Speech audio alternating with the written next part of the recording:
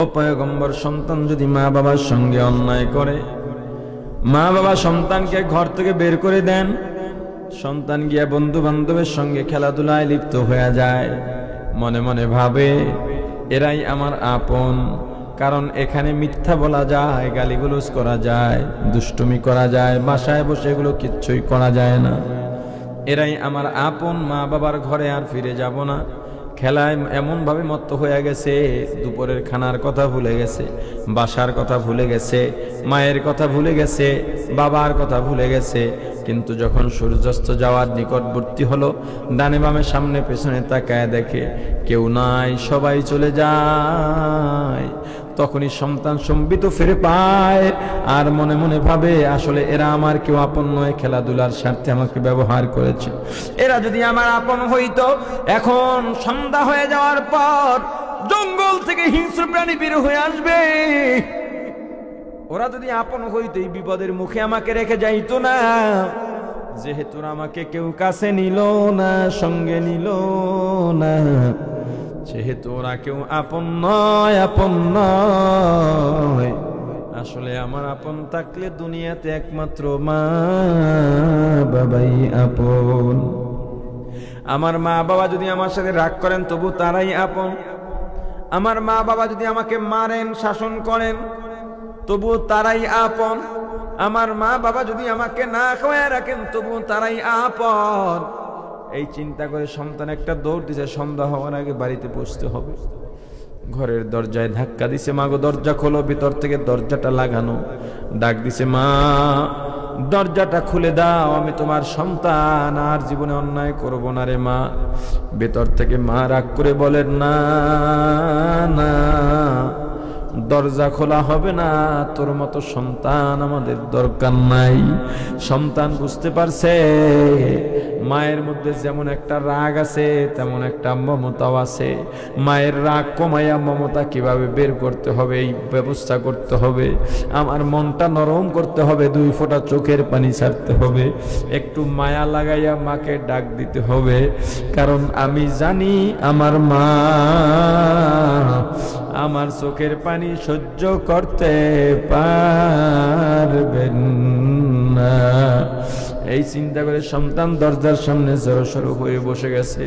কেউ নাই, একেবারে অসহায়, একেবারে এতিমের মতো। একদিকে হিংস্র প্রাণী, আর একদিকে দরজা বন্ধের চাইতে কঠিন বিপদের মানুষ আর হয় না। বা দরজার সামনে বসে চোখের পানি ছেড়ে দিয়েছে। দরজায় ছোট্ট ছোট্ট করে নক করে আদবের সঙ্গে ভয় ভয়, আর চোখের পানি ছেড়ে বড় আদর, বড় মায়া, বড় করুণ লাগাইয়া ডাকে, মাগো ও মা, ও মা দরজাটা খুলে দাও। মাগো তুমি যদি দরজা না খুলে আমি কোথায় যাব? আমার যাওয়ার জায়গা নেই রে মা।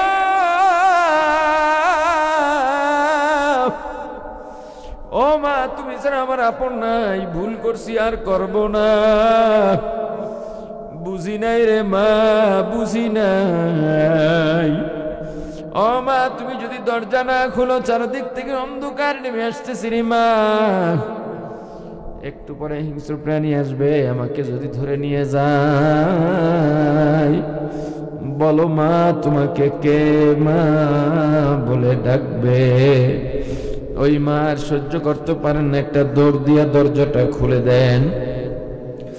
সন্তানকে কাছে টেনে গালে চুমু খান, কপালে চুমু খান, নিজের হাত দিয়া সন্তানের সারাদিনের খেলাধুলার যে ধুলাবালু লেগে রয়েছে, এই পোশাক থেকে ধুলাবালুগুলো মা নিজের হাত দিয়া ছেড়ে দেন। আর বলেন, ওরে কলিজার টুকরা সন্তান, তোকে যদি হিংস্র প্রাণী নিয়ে যায় আমি কেমনে থাকবো বল? ওরে বাবা, তোকে আমি 10 মাস 10 দিন গর্ভে ধারণ করেছি। বাবারে তুই যখন ছোট্ট, কান্না ছাড়া তোর কোনো ভাষা নাই। ক্ষুধা লাগলেও কাঁদো, ব্যথা পাইলেও কাঁদো, মশায় কামড়াইলেও কাঁদো। আমি মা, শীতের রাত্রে তুই প্রসাব পায়খানা করে বিছানাটা নষ্ট করে দিস। আমি মা তোকে থাপ্পড় মারি নাই, লাথি মারি নাই, ফালাইয়াও দেই নাই, বরং আমি মা ভিজার মধ্যে শুয়ে তোকে শুকনায় ঘুম পড়াইছি রে বাবা। গভীর রাতে তুই কান্নাকাটি করো, ঘুমাও না।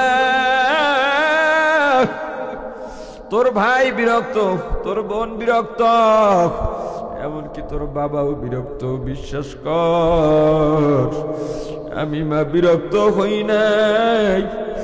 আমার আরামের ঘুম হারাম করে আমি মা তোকে কোলে নিয়ে রাত্রে ঘুরছি। এ বাবা, তোকে যদি হিংস্র প্রাণী নিয়ে যায়, আমি কাকে নিয়ে থাকব বল? এ বাবা, তুই যখন ঘর থেকে বের হয়ে গেছ, আমি মনে করছি আবার ফিরে আসবি। তোর জন্য নাস্তা নিয়ে অপেক্ষা করলাম, দেখলাম তুই আইলি না। আমি মা নাস্তাও করি নাই, তুই যেহেতু আসো নাই আমি তোকে রেখে খাবো না। আমি নাস্তা সরাইয়া আমি সারাদিন না খাইয়া রইছি। দুপুরের সময় তোর বাবার আমি খানা নিয়ে তোর জন্য প্লেটে খানা রেডি করে তোর জন্য অপেক্ষা করি। বাবারে বারবার দরজা দিয়া তাকাই, জানালা দিয়া তাকাই, তোর কোনো খবর নাই। বাবা, তোর বাবাও খায় নাই, আমিও খাই নাই। আসরের নামাজের পর আমার আর মনটা ভালো লাগে না। তোর বাবাকে বললাম, স্বামী গো, গিয়া দেখেন কলিজার টুকরা সন্তান কোথায়। আমার ভালো লাগে না, চারিদিক থেকে অন্ধকার নেমে আসছে, আমার সন্তান কই?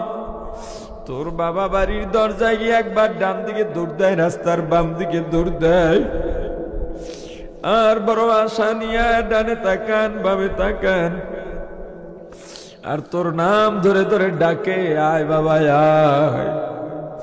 আর রাগ করে থাকিস না বাবারে। আমিও বাড়ির দরজায় যাইয়া গাছের আড়ালে দাঁড়াইয়া আমার শাড়ির আঁচল দিয়া মুখটা লুকাইয়া আমি তোর পথের দিকে তাকাইয়া তাকাইয়া কান্দি। আর মনে মনে বলি, খোকায় বাবারে, তুই ভুল করছো।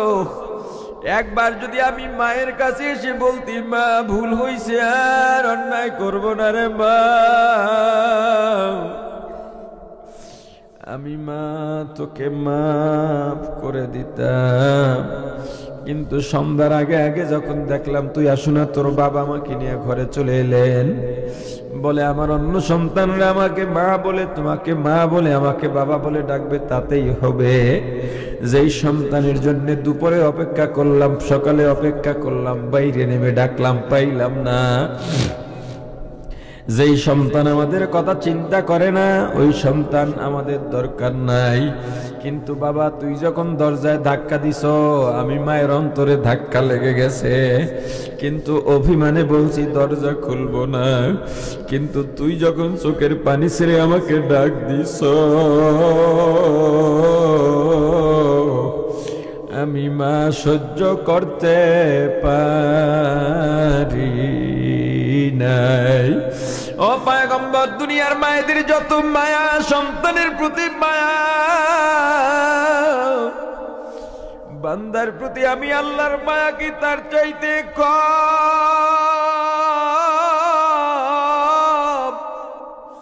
বরং পয়গম্বর দুনিয়ার সকল মায়েদের মায়া ভালোবাসা যদি এক জায়গায় জমা করা হয়, বান্দার প্রতি আমি আল্লাহর মায়া তার চাইতে কোটি কোটি গুণে বেশি রে পয়গম্বর। জিনাগার আমি আল্লাহর রহমতের দরজার সামনে বসে গেছে, একেবারে অসহায় হইয়া বারবার ডাকে আর বলে, রে মালিক, আপনি যদি আমাকে জাহান্নামে দিয়া যান, তবু আপনি আমার মাওলা, আমি আপনার গোলাম। আল্লাহ যদি মাফ না করেন, তবু আপনি আমার মাবুদ, আমি আপনার গোলাম। আমি জানাই দিলাম, হবে না, হবে না, হবে না, হবে না।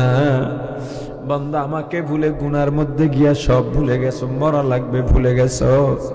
রাসূলের সুন্নাত মানা লাগবে, ভুলে গেছো। সব ভুলে গিয়া দুনিয়ার গুনায় মত্ত হইয়া গেছো।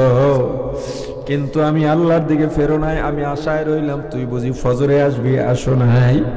আমি আশায় রইলাম তুই জোহরে আসবি না, জোহরেও তুই আসো নাই। আমি অপেক্ষায় রইলাম আসরে আসবি, মাগরিবে আসবি, এশায় আসবি, তুই আসো নাই। ওরে বান্দা, তারপরে আমি আল্লাহ গভীর রাতে তোর কাছেই নেমে এলাম, প্রথম আসমানে নেমে এলাম। আহারে আমি আল্লাহ এত মায়া করলাম, এত দয়া করলাম, বান্দা সারাদিন কাজ করো, ক্লান্ত হয়ে যাও, আমি আল্লাহ রাত্র দিলাম বিশ্রামের জন্য। অথচ আমি আল্লাহ লা তাখুযুহু সিনাতু ওয়ালা নাওম, আমি আল্লাহকে ঘুমেও ধরে না, তন্দ্রায় ধরতে পারে না। ওরে বান্দা, আমি যদি ঘুমাইতাম, তুই যদি আমি আল্লাহকে আল্লাহ বলে ডাক দিতি, তোর ডাকে তখন কে সাড়া দিত? বান্দার আমি প্রথম আসমানে এসে তোকে রাত্রে ডাকলাম, ফাতাহাজ্জাত বিহি নাফিলাতাল লাক। আয় বান্দা আয়, কত গুনাহ করছো বান্দা, নৈরাশ হইস না, নিরাশ হবি না। আমি আল্লাহর ছেলে নাই, মেয়ে নাই, মা নাই, বাবা নাই, লাম ইয়ালিদ ওয়া লাম ইউলাদ। এ বান্দা, আমি আল্লাহ কাউকে মা ডাকি না, বাবা ডাকি না, আমি আল্লাহ কেউ মা ডাকে না, বাবা ডাকে না। এই ডাক আমার পছন্দ না রে বান্দা। আমি আল্লাহকে একবার যদি আল্লাহ বলে ডাক দাও, আমি আল্লাহ জীবনের গুনাহ মাফ করে দেব।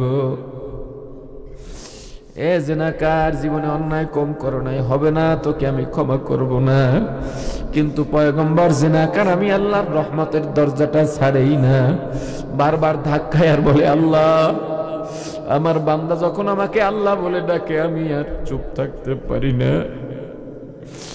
ও পয়গম্বর, আমার বান্দা বারবার মিনতি করে বলে, আল্লাহ আপনার গুনাহগার আপনার দরবারে হাজির, আপনার নাফরমান বান্দা আপনার দরবারে হাজির। ওরে মুসলমান ইমানদার, কত গুনাহ করছো, কত গুনাহ করছো, সব গুনার জন্য তওবা করো।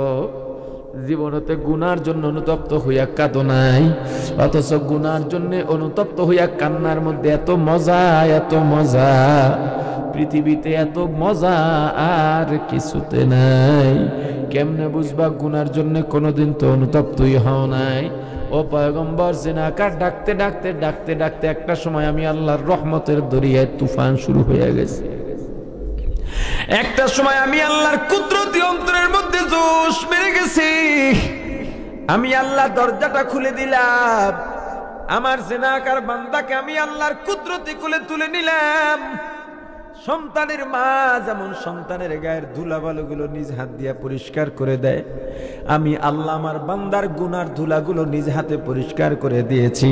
শুধু তাই নয়, তওবার কারণে আমি আল্লাহ গুনাহগুলো নেক দিয়া পরিবর্তন করে দিছি। ওরে পয়গম্বর, এই জিনাকারের কারণে আমি আল্লাহ বৃষ্টি দিই নাই, আবার ওই জিনাকারের তওবার কারণেই বৃষ্টি দিলাম, তোমাদের দোয়াও লাগে নাই। মুসলমান ইমানদার, জান্নাত যদি পাইতে চাই, শর্ত আল্লাহকে ভালোবাসতে হবে। আল্লাহকে ভালোবাসে কারা? রাসূলকে ভালোবাসে যারা। রাসূলের ভালোবাসার মাধ্যমে যদি আল্লাহকে ভালোবাসা যায়, আল্লাহ পুরস্কার ঘোষণা করেছেন, গুনাহ করবা মাফ হয়ে যাবে, তওবা করলে মাফ।